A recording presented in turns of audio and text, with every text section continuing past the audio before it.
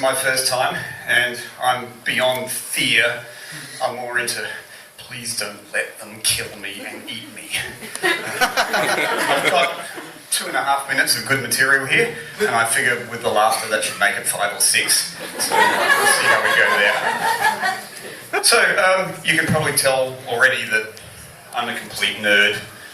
I've always been a complete nerd, and I'm okay with that. I mean, a nerd is basically just a hipster without a girlfriend, right? But I'm working on self-improvement. I'm trying to be an extrovert nerd, and what that means is that when I talk to you, I'll try to look at your shoelaces. I was a science nerd from a very early age. Like most kids, they got excited if they had a radio. I got excited because I built a radio out of bark.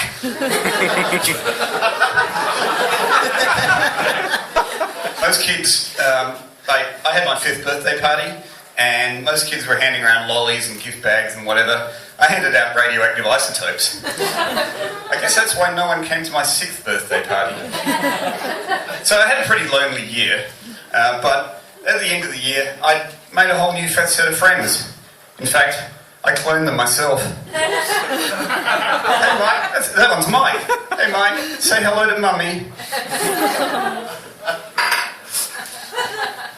But from a nerdy kid with no social skills, I blossomed and grew into a nerdy teenager. No, sorry, nerdy teenager with no social skills. But I went to school, and I was always one of the smartest kids in school. And I had really mixed feelings about being the first kid called up on the stage to read my first sentence. And I remember the words very, very clearly. This is dick. And I could read that really easily because I'd heard that so many times from the priest. The Catholics really appreciate a hands-on education. But then I grew up a little bit more, and I went to high school. I went to Henley High. Anyone here from Henley High? Woo! Oh! Excellent. I'll talk slowly. Because Henley High, as an academic institution, it had a really good football team. And of course, I got picked on. I used to get beaten up if I didn't stay back and correct people's work. And I had to deal with all sorts of horrible spelling and grammatical and punctuation and logic errors. The headmaster was a real prick. And then there was sports.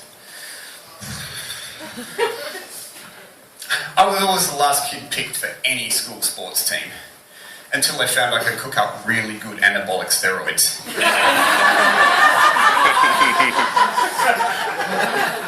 Then I was the first kid picked every time. In fact, I was so good, the school swim team won the Tour de France 7 times.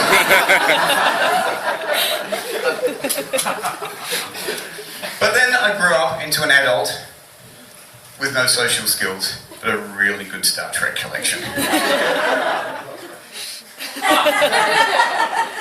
You thought your childhood was wasted. But as an adult, I'm trying to get away from the whole nerdiness thing. And what I've done is I've tried to get into adventure sports, like rock climbing and flying aircraft and stuff like that. So I took up flying gliders. And people ask me, is flying dangerous? And I say, no, flying's not dangerous. Crashing is dangerous. And not only do I fly, I teach people to fly. So I'm an instructor.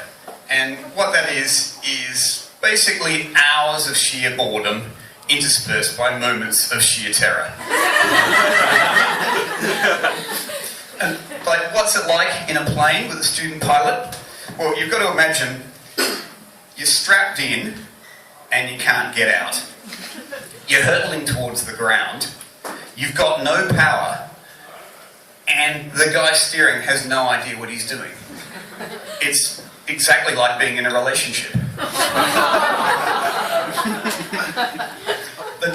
part of teaching people to fly is teaching them to land. And I like to teach people successful landings.